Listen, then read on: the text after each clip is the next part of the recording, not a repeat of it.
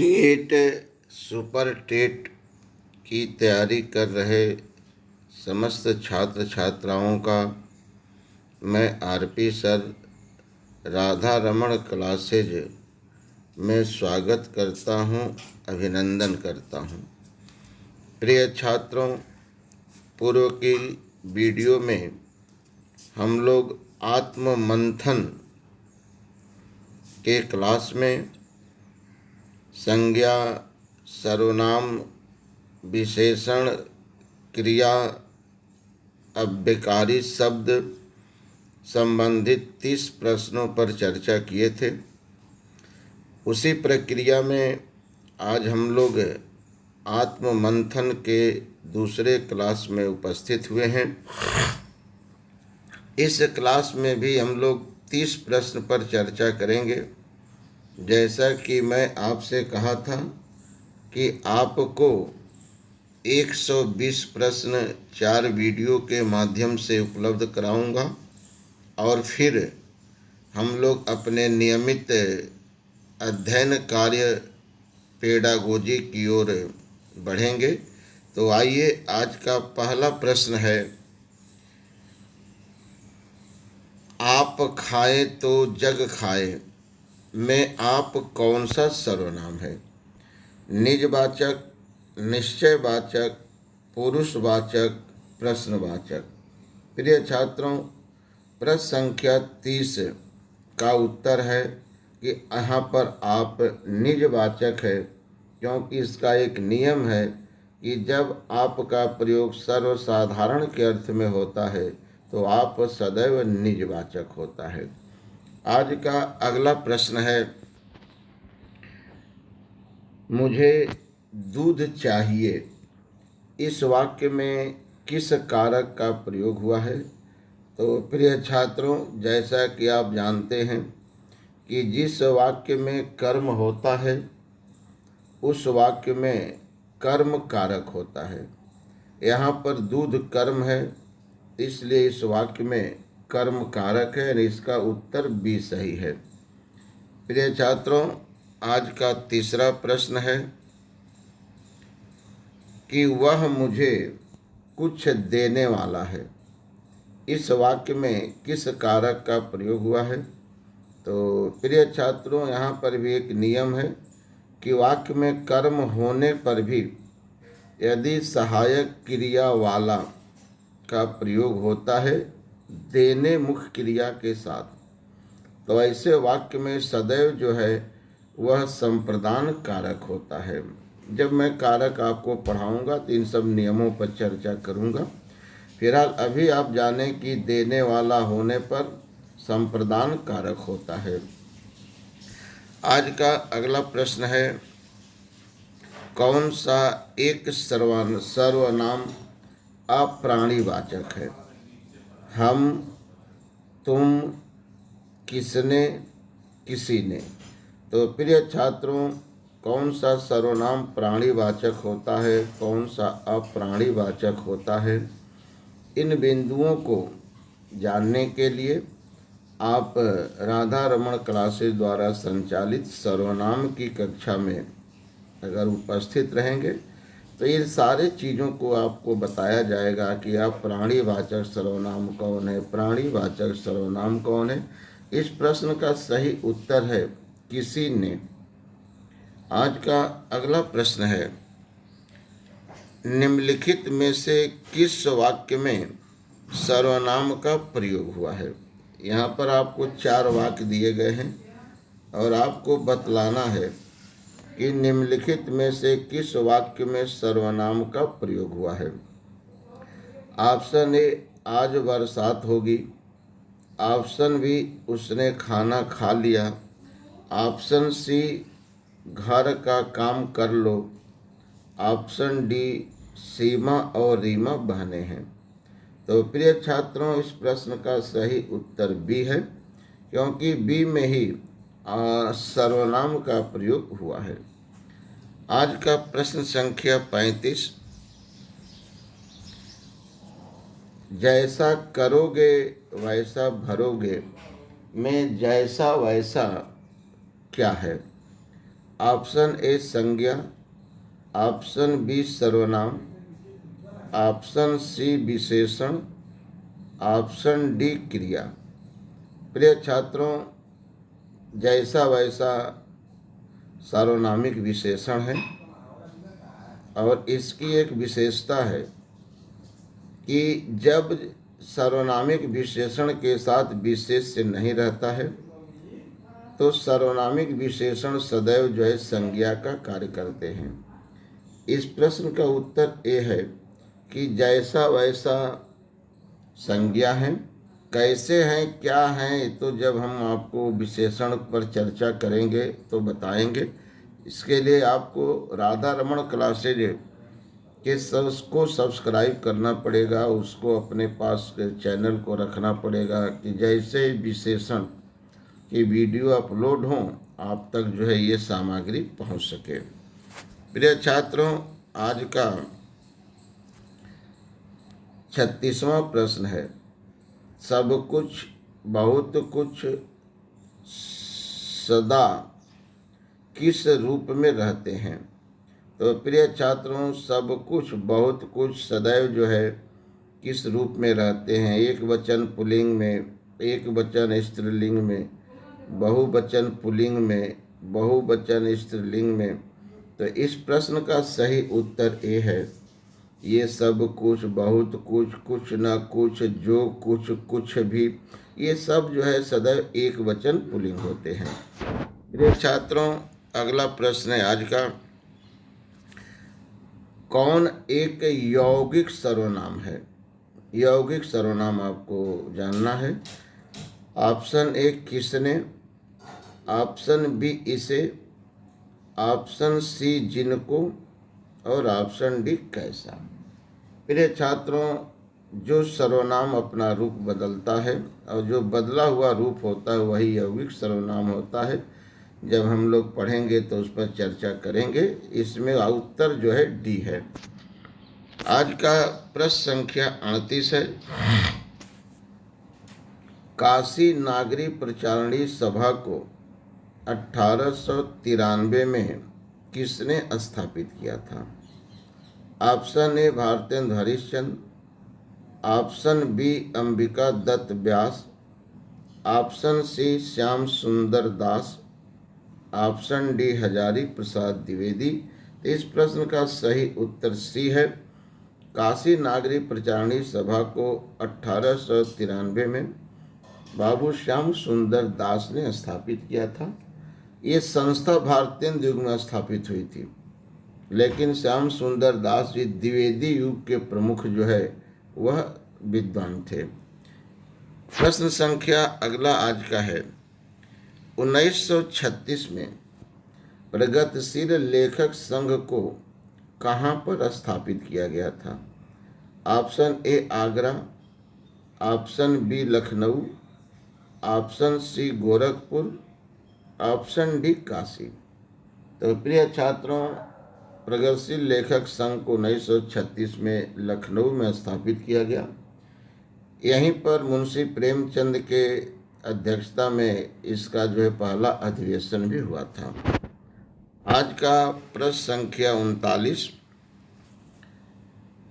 कौन एक वर्ष्य वर्ण है, कौन एक वर्ष्य वर्ण नहीं है। प्रिय छात्रों, वर्ष्य वर्ण किसे कहते हैं, जब हम आपको वर्ण पढ़ाएंगे तो उस पर चर्चा करेंगे। इस प्रश्न का उत्तर जो है डी है। स जो है तालव्य स जो है वर्ष्य वर्ण नहीं है। र, स, ल ये तीनों जो है वर्ष्य वर्ण हैं। हिंदी वर्णमाला में कुल वर्ष्य वर्ण कितने होते हैं, वर्ष्य वर्ण कहते किसे हैं, इसकी चर्चा हम लोग वर्ण संबंधी टॉपिक पर करेंगे। प्रिय छात्रों, आज का 40वां प्रश्न है कि निम्नलिखित में कौन सा कथन अशुद्ध है। ऑप्शन ए, दो महाप्राण व्यंजनों का उच्चारण एक साथ हो सकता है। ऑप्शन बी, हिंदी में ज्ञ का उच्चारण परंपरा से भिन्न हो गया है। ऑप्शन सी, 6 संयुक्ताक्षर वर्ण है। ऑप्शन डी, विसर्ग काकल वर्ण है। तो प्रिय छात्रों, इस प्रश्न का सही उत्तर ए है। क्यों है? वर्ण रूपी चैप्टर पर जब हम लोग चर्चा करेंगे तो देखेंगे। आज का प्रश्न संख्या 41 है। बनते कभी हम आप योगी में आप कौन सा सर्वनाम है? तो प्रिय छात्रों, जैसा कि आप जानते हैं कि आप पुरुषवाचक सर्वनाम भी है, आप निजवाचक सर्वनाम भी है। आप कब कब निजवाचक सर्वनाम होता है, इससे संबंधित कुछ नियम हैं। जब हम आपको सर्वनाम पढ़ाएंगे तो उस पर बताएंगे। इसके लिए आपको राधा रमण क्लासेज के वीडियोज को देखना पड़ेगा। प्रिय छात्रों, इसका सही उत्तर भी है निजवाचक सर्वनाम। आज का अगला प्रश्न है, आपस की फूट अच्छी नहीं होती, इस वाक्य में किस सर्वनाम का प्रयोग हुआ है? तो प्रिय छात्रों, इस प्रश्न का सही उत्तर बी है। इसमें निजवाचक सर्वनाम का प्रयोग हुआ है। क्यों हुआ है, कैसे हुआ है, इस पर चर्चा हम लोग करेंगे। आज का अगला प्रश्न है,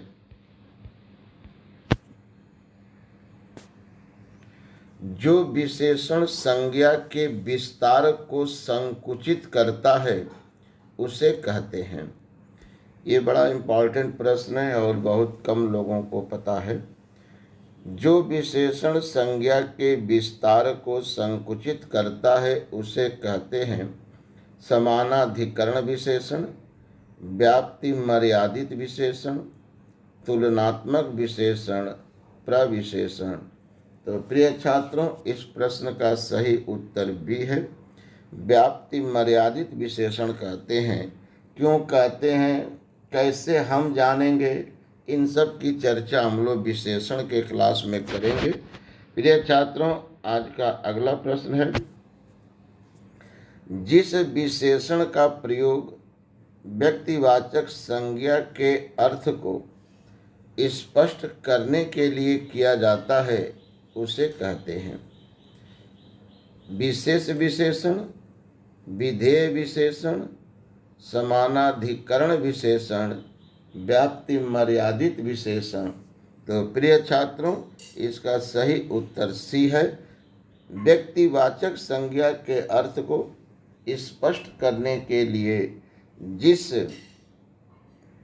विशेषण का प्रयोग किया जाता है उसे समानाधिकरण विशेषण कहा जाता है।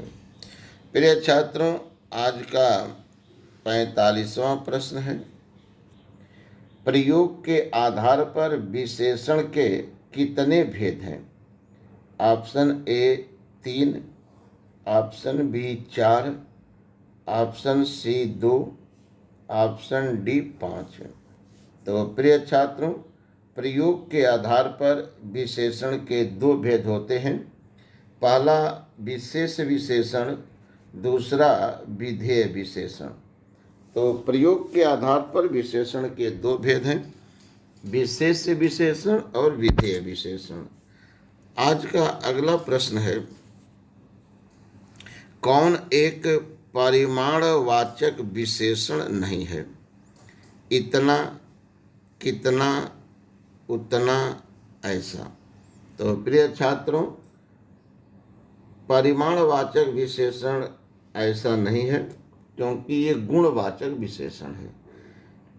ये इतना, उतना, कितना कैसे परिमाणवाचक हैं, कैसे ये गुणवाचक हैं? जब परीक्षा विशेषण टॉपिक पर हम लोग चर्चा करेंगे तो आगे इस पर हम लोग बात करेंगे।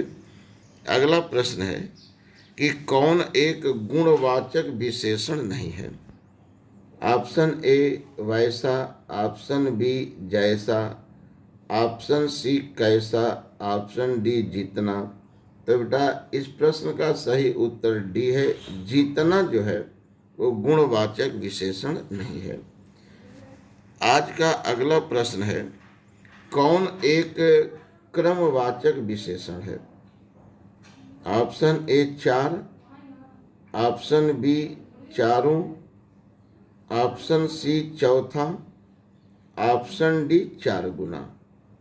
तो प्रिय छात्रों, जो विशेषण इस बात की जानकारी देता है कि किसी भी व्यक्ति, वस्तु, प्राणी के आगे पीछे अगल बगल कोई और है, तो उसी को क्रमवाचक कहते हैं।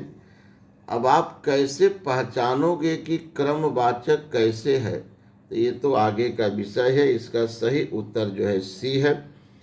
आज का अगला प्रश्न है कि एक आवृतवाचक विशेषण है। आवृतवाचक विशेषण कौन है? Option A 10, option B 10, option C 10वां, ऑप्शन डी 10 गुना। तो इसका सही उत्तर डी है कि आवृतवाचक विशेषण 10 गुना है। प्रिय छात्रों, आज का अगला प्रश्न है, जैसा काम वैसा दाम वाक्य में जैसा वैसा का प्रयोग किस रूप में हुआ है? तो प्रिय छात्रों, जैसा काम वैसा दाम में जैसा वैसा का प्रयोग सार्वनामिक विशेषण के रूप में किया गया है। प्रिय छात्रों, आज का अगला प्रश्न है, आना क्रिया रूप में धातु है। देखिए, क्रिया रूप से धातु कैसे निकाला जाता है, ये प्रश्न बहुत तेज पूछता है। इस प्रश्न पर भी हम लोग टॉपिक पर चर्चा करेंगे, क्रिया पर। वहाँ आपको बताएंगे कि धातु किसे कहते हैं, धातु से अभिप्राय क्या है, किस क्रिया में किस तरह की धातु का प्रयोग होता है। लेकिन इसके लिए आपको राधा रमण क्लासेज को जो है अपने पास रखना पड़ेगा, चैनल को, तभी सब मिल पाएगा। प्रश्न संख्या 51, आना क्रिया रूप में धातु है। ऑप्शन ए आन, ऑप्शन बी ना, ऑप्शन सी आन, ऑप्शन डी आ। तो बेटा, इस प्रश्न का सही उत्तर डी है। आना क्रिया में आ धातु है। धातु कैसे पहचानते हैं, इस पर चर्चा हम लोग आगे क्लास में करेंगे। बतियाना किस क्रिया रूप का उदाहरण है? ऑप्शन ए सामान्य धातु का, ऑप्शन बी व्युत्पन्न धातु का, ऑप्शन सी नाम धातु का, ऑप्शन डी सम्मिश्र धातु का। प्रिय छात्रों, क्रिया रूप बनते कैसे हैं, इसकी चर्चा हम आपको करेंगे क्रिया में। फिलहाल यहाँ पर इस प्रश्न का सही उत्तर जो है सी है, नाम धातु का। आज का अगला प्रश्न है, लोभी किस विधि से निर्मित विशेषण है? संज्ञा विधि से, सर्वनाम विधि से, क्रिया विधि से, प्रत्यय विधि से। प्रिय छात्रों, प्रश्न संख्या 53 का सही उत्तर है संज्ञा विधि से। विशेषण किन किन विधियों से बनते हैं, इस पर भी चर्चा हम लोग विशेषण के क्लास में करेंगे। इलाहाबादी अमरूद मीठे होते हैं, यहाँ विशेषता बताई गई है। दशा की, गंध की, स्वाद की, स्थान की। तो इस प्रश्न का सही उत्तर डी है, इलाहाबाद, इलाहाबादी स्थान रूपी विशेषण को बतलाया गया है। आज का अगला प्रश्न है, यदि मुड़ना अकर्मक क्रिया है तो इसका सकर्मक रूप क्या होगा? ऑप्शन ए मोड़, ऑप्शन बी मुड़ जाना, ऑप्शन सी मोड़ना, ऑप्शन डी मुड़वाना। तो प्रिय छात्रों, कौन क्रिया कर्मक होती है, कौन सकर्मक होती है, कैसे हम जानते हैं, इन पर चर्चा हम लोग क्रिया रूपी टॉपिक पर करेंगे। प्रश्न संख्या 55 का उत्तर मोड़ना है। प्रिय छात्रों, प्रश्न संख्या 56, अब पढ़कर क्या होगा, इस वाक्य में किस क्रिया का प्रयोग हुआ है? ऑप्शन ए प्रणार्थक क्रिया का, ऑप्शन बी संयुक्त क्रिया का, ऑप्शन सी पूर्वकालिक क्रिया का, ऑप्शन डी द्विकर्मक क्रिया का। तो प्रिय छात्रों, प्रश्न संख्या 56 का सही उत्तर सी है, कैसे हम लोग जानते हैं कि कौन क्रिया संयुक्त है, प्रणार्थक है, पूर्वकालिक है, द्विकर्मक है? क्रिया चैप्टर पर हम लोग बात करेंगे। इस पर क्रिया के मूल रूप को कहते हैं धातु, काम, पुरुष, काल। तो क्रिया के मूल रूप को हम धातु कहते हैं। आज का अगला प्रश्न है, प्रणार्थक क्रिया है।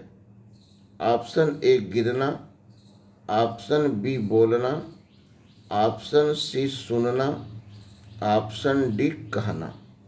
तो प्रिय छात्रों, इन क्रिया रूपों में सुनाना जो है ये जो है प्रणार्थक क्रिया है। आज का अगला प्रश्न है, मैंने माँ को पत्र भेजा वाक्य क्रिया है। पूर्ण सकर्मक, अपूर्ण सकर्मक, पूर्ण अकर्मक, अपूर्ण अकर्मक। अब पूर्ण सकर्मक, पूर्ण अकर्मक, पूर्ण अकर्मक, सकर्मक आप कैसे जानते हैं ये तो हम आपको क्लास में बताएंगे। इस प्रश्न का सब उत्तर है कि मैंने माँ को पत्र भेजा वाक्य क्रिया अपूर्ण सकर्मक है। प्रिय छात्रों, आज का अंतिम प्रश्न है, क्रिया रूप धातु प्लस सकना किस एक का बोधक है? इच्छा का, शक्ति का, अवधारणा का, अवकाश का? तो प्रिय छात्रों, धातु प्लस सकना यह रूप जो है शक्ति का बोधक होता है। इस तरह से आज हम लोगों ने 60 प्रश्नों पर चर्चा किए। अगले वीडियो में आत्म मंथन की कक्षा में हम लोग 30 और प्रश्न लेकर के आएंगे जो अभिकारी शब्द से, वर्ण से संबंधित होंगे, जो टेट और सुपर टेट की परीक्षाओं में पूछे जाते हैं और इस तरह के प्रश्न विगत वर्षों में पूछे गए हैं।